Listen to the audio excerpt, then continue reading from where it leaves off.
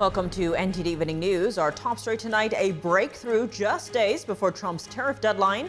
The U.S. strikes a new trade deal with Vietnam, locking in tariffs on imports and securing duty-free access for American goods. We have details on the agreement.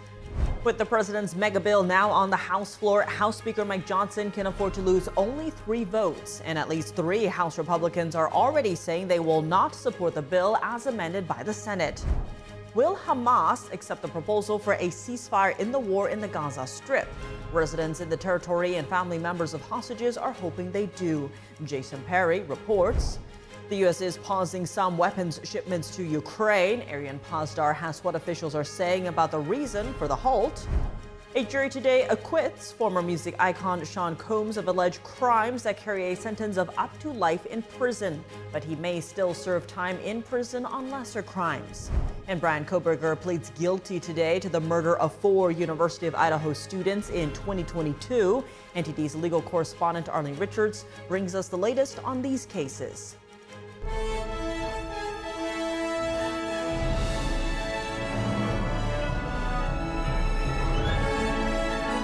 This is NTD Evening News, live from our global headquarters in New York City. Here's Tiffany Meyer. Good evening, and thank you for joining us tonight. President Trump announced today that the U.S. has struck a trade deal with Vietnam following months of negotiations. Trump said goods from Vietnam would face a 20% tariff. He said any transshipments from third countries would face a 40% levy. The rate is lower than an initial 46% levy Trump announced in April. Vietnam would also provide the U.S. with more market access, with U.S. exports to the country facing no tariffs. The White House and the Vietnamese Trade Ministry did not immediately comment.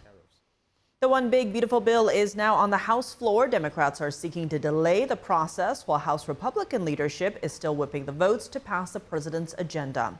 Our Washington correspondent Luis Adoro Martinez joins us live from the Capitol with the latest. Good evening, Luis. Tell us about what stage the process is for the One Big Beautiful Bill in the House. Will Republicans meet their deadline of July 4th?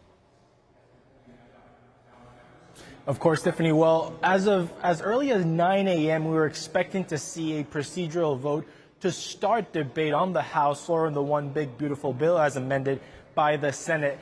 The initial delays from 9 a.m. until like 2 p.m. In the afternoon were because some House Republicans were not even present in Washington, D.C. yet. Some thunderstorms had delayed their flights. But starting at 2 p.m., all those House Republican members were here in the Capitol, but negotiating. They were seen huddling on the House floor. You'd see Speaker Mike Johnson with House Freedom Caucus members, and we still don't have an initial vote, that initial procedural vote that would only open the debate to the One Big Beautiful Bill. So that is delaying the process. And if House Republicans end up amending the One Big Beautiful Bill as sent from the Senate to the House, that would definitely assure that they will not make the July 4th deadline. So it remains to be seen if we'll see a rule vote tonight or early tomorrow morning, Tiffany. And Luis, what are House Democrats doing or saying about the Senate amended version of the bill? Well, earlier on in the day, we saw House Democrats employing all procedural tactics to delay debate of the bill on the House floor. We saw one by one each of the House Democratic caucus members present the same motion to try and strip out from the debate the Medicaid spending cuts and the SNAP spending cuts. Of course, this procedural motion that Democrats were attempting was actually not valid because amendments that are going to be considered in debate were discussed last night in the Rules Committee, and any new amendments to be introduced are to be introduced by the Speaker of the House or the manager of the bill. So for the rest of the day, what House Democrats have been focusing on their messaging against Medicaid spending cuts. Let's listen to what Congresswoman Alexandra Ocasio-Cortez had to say about this.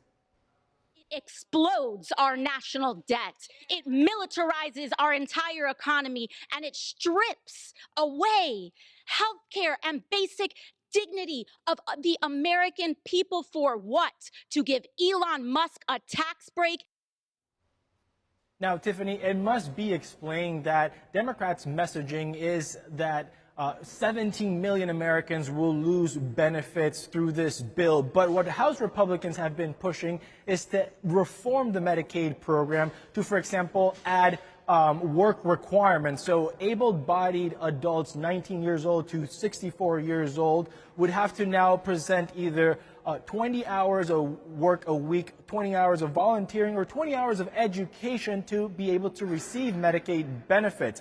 That will, of course, be an additional step, but no one's being kicked out of the program as long as they can present that they're doing something if they're able-bodied and in between ages 19 and 64. Also, the Medicaid, there's a child tax expansion in the bill that would actually help working class Americans, which is, of course, contrary to what Democrats' messaging has been thus far.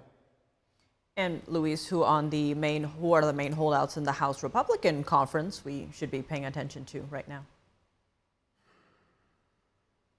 Of course, Stephanie. Well, last night we saw in the Rules Committee that Chip Roy and Congressman Ralph Norman voted against the rule. Congressman Chip Roy maintains today that he's a firm no on the one big beautiful bill as it stands. We also know that Congressman Thomas Massie from Kentucky, who's been the only House Republican member who has opposed the bill since the beginning, is also voting no. And we know that Congressman Andy Harris, the chairman of the House Freedom Caucus, just some 20 minutes ago said to the press that he's not hearing what he wants to hear from the White House. But he also admits that the night is early. So that's very interesting, Tiffany, because that means that House Freedom Caucus members are open to the possibility of voting for the bill as it stands. But it remains to be seen if there's a negotiation with the White House, with President Trump, for them to reach an agreement, which might indicate that they won't seek to amend the bill and move it forward as it is.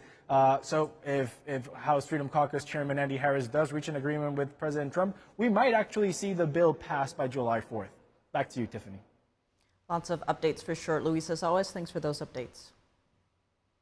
President Trump says that Israel has agreed to the conditions for a ceasefire in the Gaza Strip. That proposal will now be delivered to the Hamas terrorist group for their approval. NTD's Jason Perry has the details. Residents in the Gaza Strip are hoping for an end to the war and that they'll be able to return to their normal lives. Many of them are putting their hopes in a 60-day ceasefire proposal that President Trump on Truth Social said Israel had agreed to. And now the possibility of a ceasefire depends on whether Hamas will agree to the proposal. We hope to God that Hamas agrees to this proposal, regardless of whether it's a bit unfair toward us. If we don't agree, the alternative will be catastrophic by all standards, whether through war or because of the lack of food and drink. Another resident said this about Trump. We hope he is serious, like he was serious during the Israeli-Iranian war, when he said the war should stop, and it stopped. Trump can stop the war if he wants to. Meanwhile, the mother of a hostage also said she hopes Hamas will want to make a deal and that she wants to see her son again. He's so near. It's 4-hour drive and I can see him. And I can't do this. I can't pass the border. I can't go into Gaza and save him myself. It's something no mother should ever have and feel ever. Israeli Prime Minister Benjamin Netanyahu on Wednesday reiterated that the goals of returning the hostages and defeating Hamas are connected. I'm telling you, there will be no Hamas. There will be no Hamastan. We're not going back to that. It's over. We will free all our hostages. It works together. We will accomplish it together, contrary to what people say. On the same day, Israel reportedly destroyed a complex underground junction that connected multiple tunnels in the southern Gaza Strip. Another tunnel they found and destroyed connected Khan Yunis to Rafah, which is near the Egyptian border.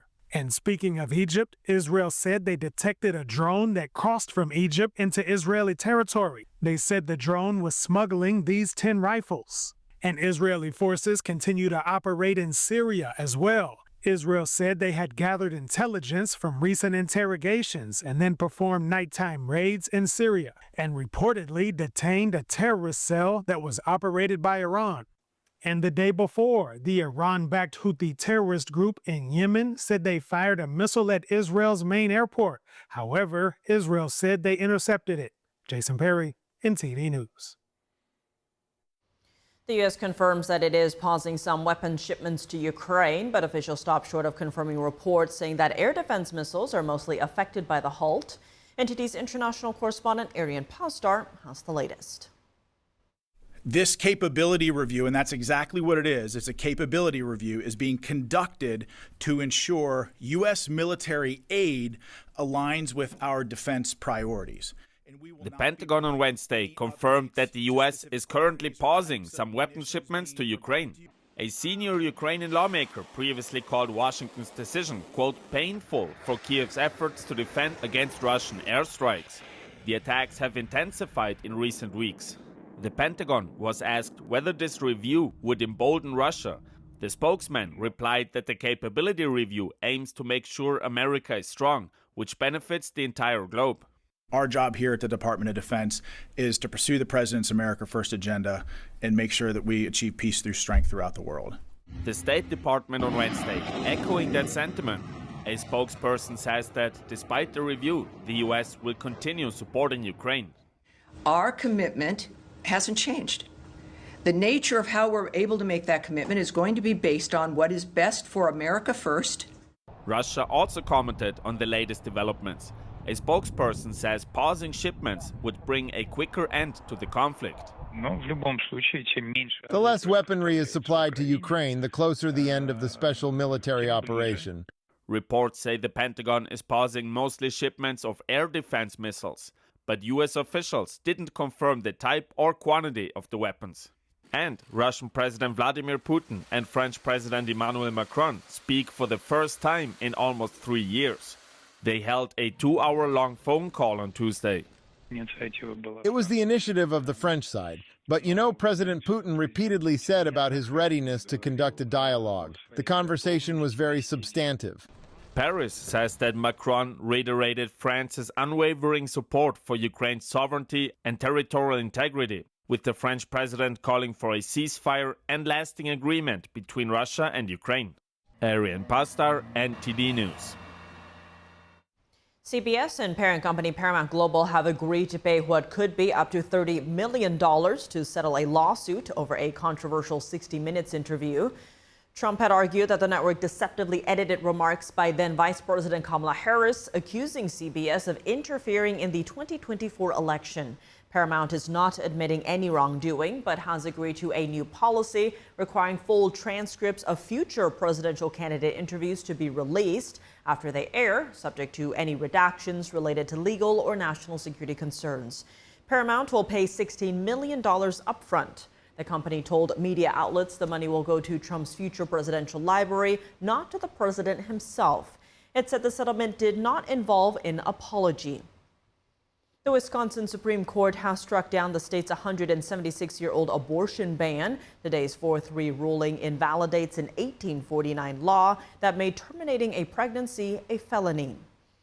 The law was in effect until 1973. The Supreme Court's Roe v. Wade decision that year legalized abortion nationwide. However, legislators never officially repealed the ban.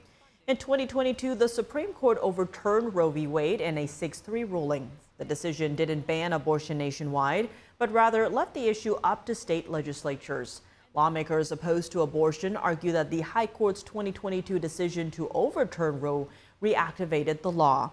Wisconsin's Supreme Court decision leaves in place a 2015 law that bans abortion after 20 weeks. Some states have near total abortion bans. Others prohibit abortions after certain points during pregnancy. Former hip-hop powerhouse Sean Combs faces a partial guilty verdict today after a jury acquitted him of more serious charges involving racketeering, conspiracy, and sex trafficking. NTD's Arlene Richards has more. After a 7-week trial, a New York jury took just 3 days to acquit music icon Sean Combs of 1 count of racketeering conspiracy and 2 counts of sex trafficking by force, fraud, or coercion. These are 3 of 5 counts leveled against the 55-year-old ex-rapper. Those charges carry a punishment of up to life in prison. The jury, however, did find that Combs was guilty of 2 counts of transportation to engage in prostitution, which could result in Combs spending up to 20 years in prison. The ex-rapper had been accused of running a criminal enterprise and abusing, threatening, and coercing victims to fulfill his sexual desires from 2004 through 2024. Now a convicted felon, his downfall came after his girlfriend, the R&B singer Cassie Ventura, alleged sexual assault and violence during their 11-year relationship. Ventura's attorney said he was pleased with the verdict. We're pleased that he's finally been held responsible for 2 federal crimes, something that he's never faced in his life. He still faces substantial jail time. Of course, we would have liked to have seen a conviction on the sex crimes in RICO, but we understand beyond a reasonable doubt is a high standard, and we're just pleased that he still faces substantial jail time. Ventura testified at trial about days-long parties that included drug use and sexual activity, as well as violence she endured as Combs' girlfriend from 2007 through 2018. Hotel surveillance video from 2016 shows Combs dragging and kicking Ventura several times. Ventura's attorney read a statement after she testified. I hope that my testimony has given strength and a voice to other survivors and can help others who have suffered to speak up. Combs' defense team didn't deny his history of domestic abuse, but emphasized that he wasn't on trial for that. 2 other women gave graphic testimony of allegations of sexual assault and violence or threats of blackmail. The ex-rapper didn't take the stand, nor did his attorneys call any witnesses. He's been held without bail at the Metropolitan Detention Center in Brooklyn since his arrest in September 2024. It's unclear whether or not he will be released from custody as he awaits sentencing. Combs still faces several civil suits accusing him of sexual misconduct. He has consistently maintained that the allegations are false. Arlene Richards, NTD News. And this afternoon, Combs was denied bond while awaiting sentencing. His attorneys argued for a $1 million bond, while prosecutors claimed he poses a danger if released. And an end to a murder case that shook the nation. Bryan Kohberger, who's charged with the murders of 4 Idaho students back in November 2022, pleaded guilty in court today, avoiding the death penalty. Bryan Kohberger was charged with murder after prosecutors said he stabbed 4 Idaho University students to death inside this off-campus house in 2022. On Wednesday, he pleaded guilty to murdering all 4 students. And let me ask you, did you, on November 13th, 2022, enter the residence at 1122 King Road in Moscow, Idaho, with the intent to commit the felony crime of murder? Yes. Did you, on November 13th, 2022, in Latah County, state of Idaho, kill and murder Madison Mogan, a human being? Yes. And did you do that willfully, unlawfully, deliberately, and with premeditation and malice aforethought? Yes. Kohberger, 30, answered yes to the same 2 questions regarding the murders of Kaylee Gonzalez, Xana Carnodal, and Ethan Chapin. He agreed to a guilty plea 1 month before his quadruple murder trial was set to begin.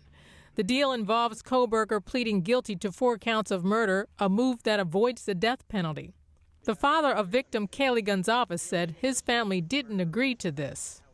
We didn't agree on anything. He only negotiated with the murderer of our children. That was the only person that he negotiated with. He basically said, your guys' input isn't needed. Xana Carnodal's family also expressed dissatisfaction with the deal. Members of the Mogan and Chapin families said they were okay with it. The killings shook the small college town of Moscow, Idaho, as law enforcement spent weeks searching for the suspect. The judge will sentence Kohberger at 9 a.m. on July 23rd. Arlene Richards, NTD News. Coming up, the Department of Homeland Security says that many unaccompanied children who crossed the border ended up in abusive hands. Jason Blair has that story. Homeland Security Secretary Kristi Noem says the Border Patrol had the lowest number of encounters on record in June, indicating that the U.S. border is strengthening. David Lamb reports. And the State Department officially closes down USAID. That's while U.S. allies are stepping up efforts to obtain more access to critical minerals. Jack Bradley has more on how both effectively work to counter the CCP. That and more when we come back.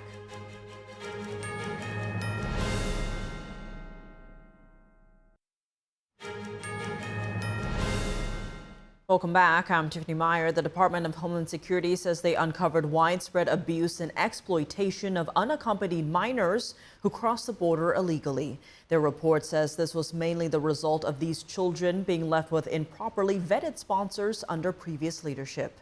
NTD correspondent Jason Blair has more.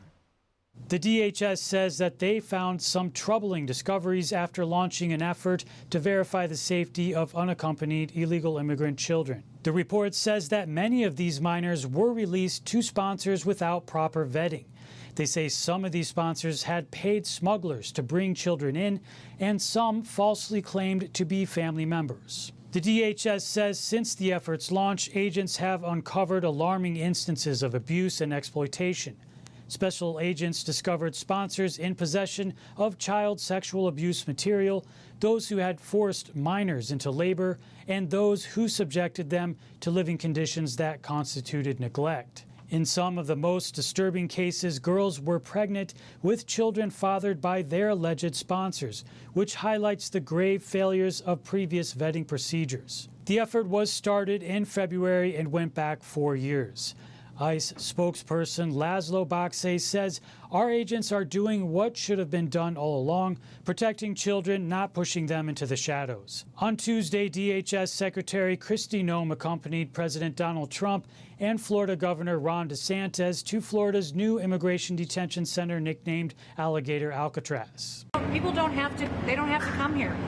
If they self-deport and go home, they can come back legally. We will let them come back legally. And there is a lot of self-deportation. Yes. Earlier this week, White House border czar Tom Homan praised Governor DeSantis for help he's providing to the Trump administration's immigration security efforts. Doing our job, we're going to arrest every public safety threat, national security threat we can find.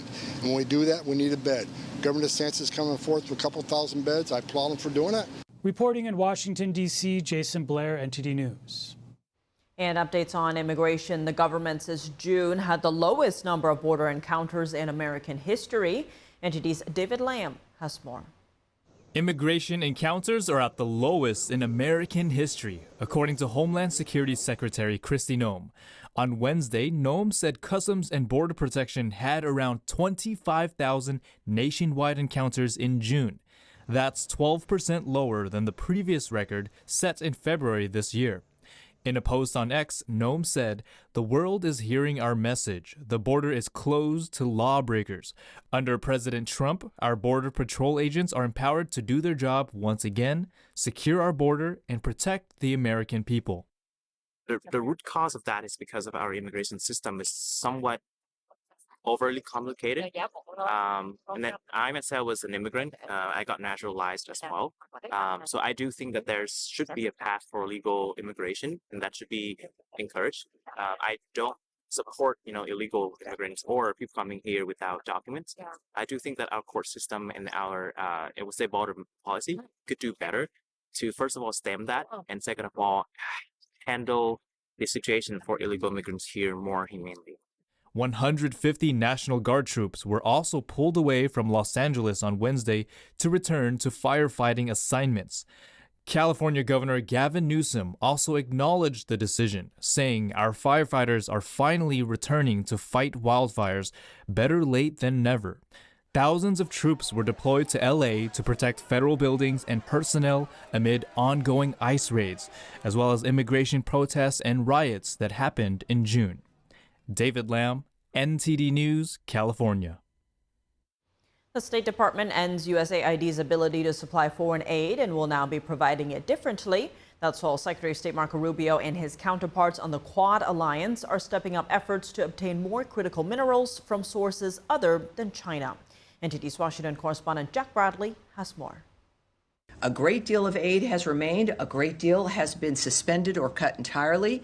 The State Department has officially stopped the U.S. Agency for International Development, or USAID, from giving out foreign funding with taxpayer dollars.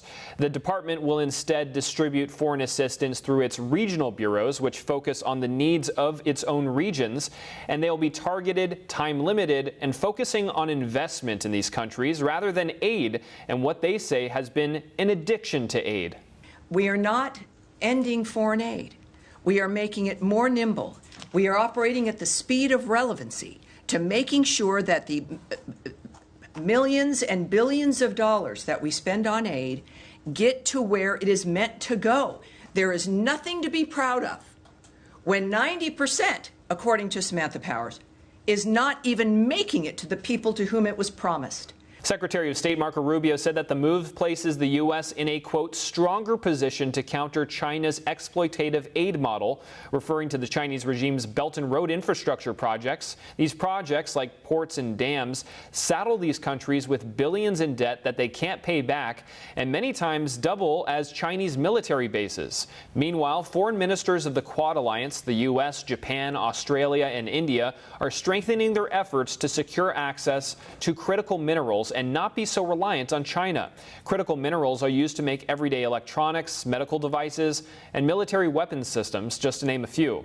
The U.S. gets 80% of its critical minerals overseas, and dominating the market is China, which supplies 90% of the world's critical minerals. So the Quad Alliance formed the Critical Minerals Initiative, as relying on an adversary for such an essential resource makes these nations vulnerable. The alliance wrote in a joint statement, quote, "Reliance on any one country for processing and refining critical minerals exposes our industries to economic coercion, price manipulation, and supply chain disruptions, which further harms our economic and national security."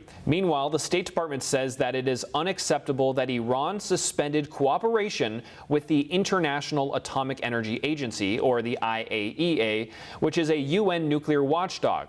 Iran cannot and will not have a nuclear weapon.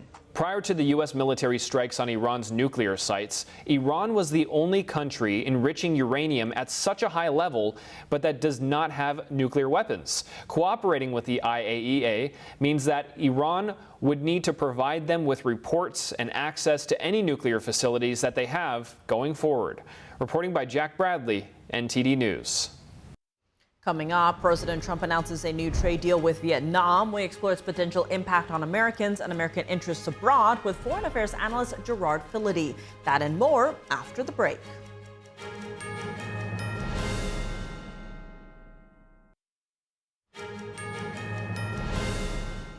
Welcome back. I'm Tiffany Meyer. President Trump today announcing a new trade deal with Vietnam as his self-imposed July 9th deadline approaches. White House officials saying they expect a flurry of agreements leading up to the deadline. To dig into this latest deal and its implications for Americans and the Indo-Pacific region, we're bringing in foreign affairs analyst Gerard Filitti. Gerard, as always, thank you so much for joining us. Now, President Trump has spoken about rebalancing the global economic playing field. How does this trade deal with Vietnam fit into that? This is part of directing American trade relationships away from China, away from partners with whom we have disputes and with whom we are in debt arrears, and basically realigning with countries like Vietnam, with other countries in Southeast Asia that have been more reliable economic partners to the U.S. in terms of trade, in terms of reciprocal trade, and in terms of not imposing high barriers to U.S. companies wishing to do business there. Now, expanding on that, Trump saying in a post on Truth Social that Vietnamese goods face a 20% tariff rate and 40% on transshipments. For example, Chinese goods first entering Vietnam, then heading to the U.S. to skirt those tariffs. Given that, how is Beijing likely viewing this deal? I think Beijing is viewing this with a little bit of concern. During the pandemic, we've seen U.S. businesses shifting their manufacturing facilities away from China when China was closing its doors, basically, and not shipping things because the country closed its borders, closed its shipping. Vietnam was one of the countries that did more business with the United States. So were other countries in Southeast Asia. So Beijing is looking at this with concern. For Trump to have a deal with Vietnam signals that America is very interested in reopening, re-energizing business deals with countries other than China, and this poses a threat to China because America is one of its largest markets, and if it cannot sell its goods in America, then it faces current account deficits, and the Chinese economy will continue doing poorly and will do even worse in the coming years. And Gerard, with the tariffs and recent trade deals, how likely are we to see more reshoring, more made in America goods? Well, I think we always want to see more reshoring and made in America goods. The issue is America has closed down a lot of its manufacturing capabilities over the last 3 or 4 decades. So bringing back a lot of industry to the United States is not an easy thing to do. However, we are likely to see foreign companies, including those in Vietnam even, starting to open affiliates or do business within the United States, which entitles them to use that made in the U.S. product on products that are actually made here. So we will see an increase in domestic manufacturing capacity, but it won't be the same as we used to have 30 or 40 years ago. Those manufacturing industries have long shifted away, and the likelihood of getting them all back is minimal. We will see an increase, but nowhere near what we would like to see. And looking ahead a bit here, reports note that a deal with India could come as early as tomorrow. But as for Japan, Trump is indicating there might not be a deal. He told reporters on Air Force One on Tuesday about Japan, saying, quote, they and others are so spoiled from having ripped us off for 30 to 40 years that it's really hard for them to make a deal. Now, given Japan's history as a key trade and security partner to the U.S., how big of a deal would it be for there not to be a trade deal with Japan?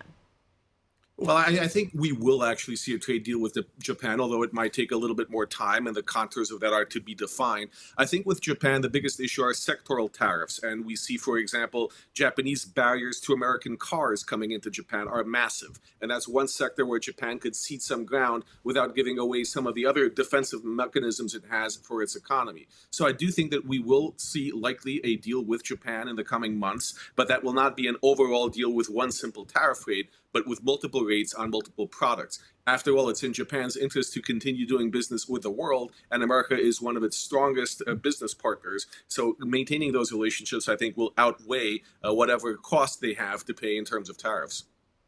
Now, with the Quad Alliance in Washington with a focus on a more and more aggressive Beijing, talk to us about the security interests in the region, especially, the U.S. ties with Japan.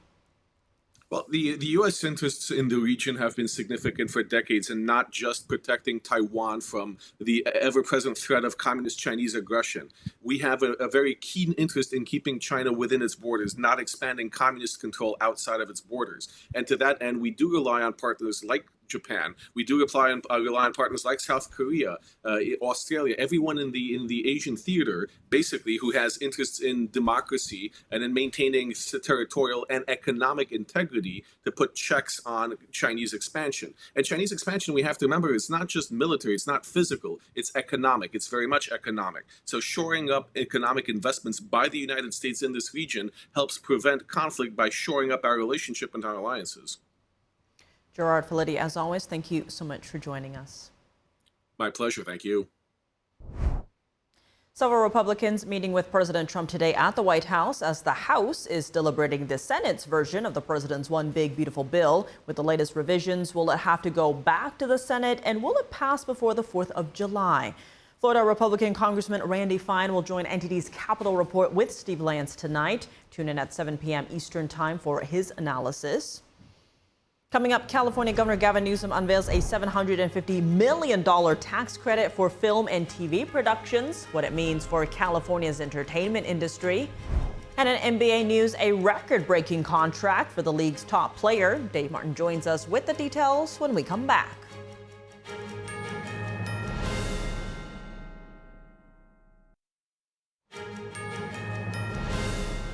Welcome back. I'm Tiffany Meyer. California Governor Gavin Newsom is making a major push to boost California's entertainment industry, signing a bill to expand the state's film and TV tax credits to more than $700 million. NTD's Christina Corona tells us more.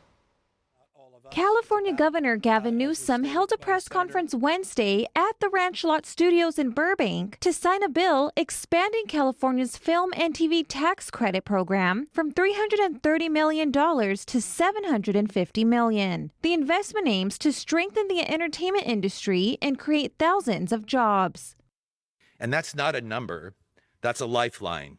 It means jobs returning to our sound stages, crews back on set, local small businesses, caterers, dry cleaners, equipment rental shops getting to work again. It means working families being able to pay their bills and put roofs over their heads. It's also a boost for the many workers behind the scenes. We are the thousands of artisans whose names whip by in the credit roll at the end of the movie, not those that appear in large letters and fade slowly at the beginning of the movie. We don't go to the award shows. We work the award shows. We don't walk the red carpet. We lay the red carpet. We don't go to hear the orchestra play. We play in the orchestra. The move is expected to generate over 6,000 cast and crew jobs and bring an estimated $664 million in economic impact, largely driven by tourism. Previously, productions could access $330 million in tax credits each year. However, Governor Gavin Newsom says tourism has declined sharply since January, and he hopes these measures will help revive the California dream and draw visitors back to the state. 4 out of 10 people that visit the state of California announced they visited the state of California because of the images that you produce, because of the icons that we promote. Golden Gate Bridge to the beautiful Hollywood sign. People want to touch that. They want to connect with that. They want to be part of that. This is part of who we are, Brand California. It's part of the dream. And so we're here promoting the dream. So far, 48 projects have been approved, with over half filming in Los Angeles to help the area recover from this year's devastating wildfires. Newsom announced the application window for the tax credit will open July 7th. Christina Corona, NTD News.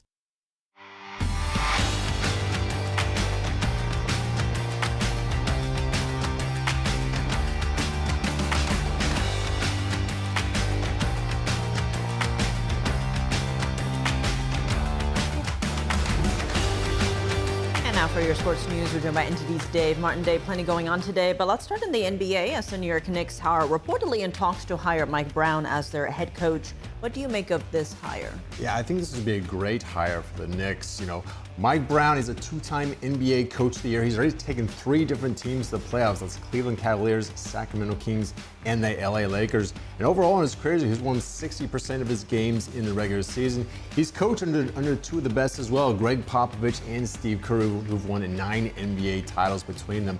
Now, as far as roster talent goes, I think he's inheriting a very good situation here with the Knicks. They've basically got those 5 starting players, all in their primes, all like in their mid to late 20s. You know, you've got Jalen Brunson, Mikal Bridges, OG Anunoby, Josh Hart, Karl Anthony Towns. Now, the Knicks, of course, with that good roster, they've obviously got high expectations for this job as well. Of course, Tom Thibodeau was out last year after leading the team to the conference finals for the first time in 25 years. But I like this. Obviously, it has not been finalized yet, but I think it's a good hire for the Knicks.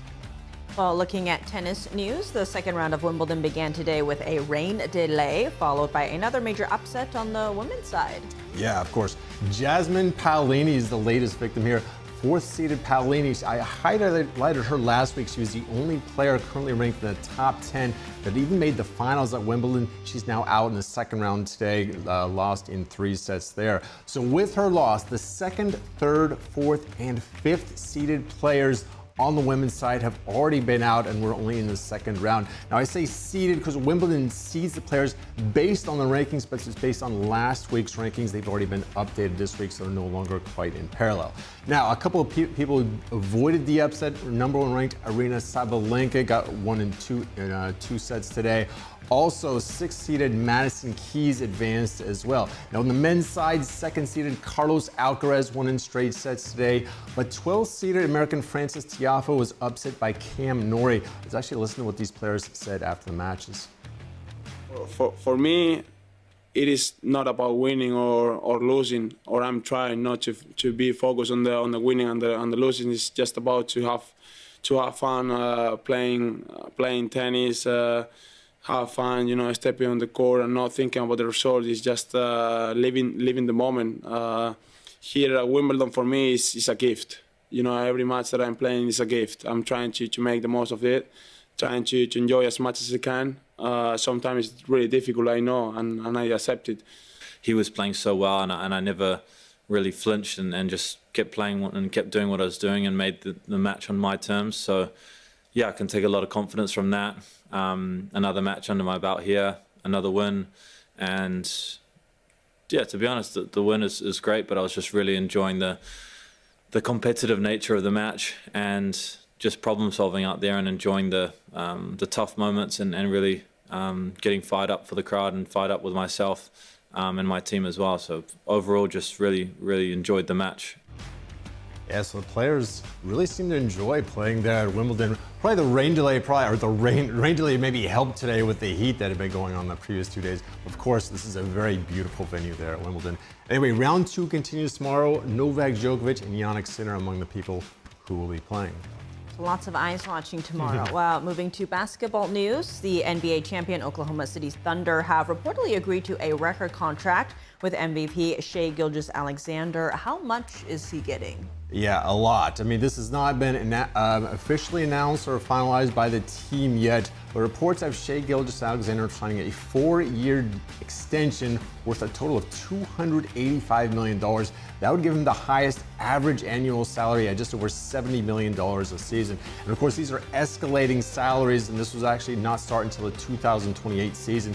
But that would be around $63 million in that first season, going on up to nearly $79 million in 2031, which would be the final year of this reported deal. And now this is a super max contract, and the NBA has max contracts, and super max contracts are even bigger. But of course, you have to get to certain levels to be able to get one of those. One of them being an MVP of the league, a Defensive Player of the Year award, or being named on one of the All-NBA teams. Of course, Shai Gilgeous-Alexander meets several of those requirements. So in the final year of this deal, Tiff, this is pretty amazing. $79 million. It's only an 82-game season, so we could get it conceivably nearly $1 million a season. So quite a deal there for Shai Gilgeous-Alexander. Start looking at how that compares with inflation. While shifting gears to baseball, tonight the All-Star Game starters will be revealed. Meanwhile, on the field, Dodgers pitcher Clayton Kershaw starts tonight within striking distance of milestone achievement. Yeah, Clayton Kershaw just 3 strikeouts away from 3,000 in his career. Now, only 19 pitchers have ever done that in Major League Baseball history, so that's even more exclusive than the 3,000 hit club there.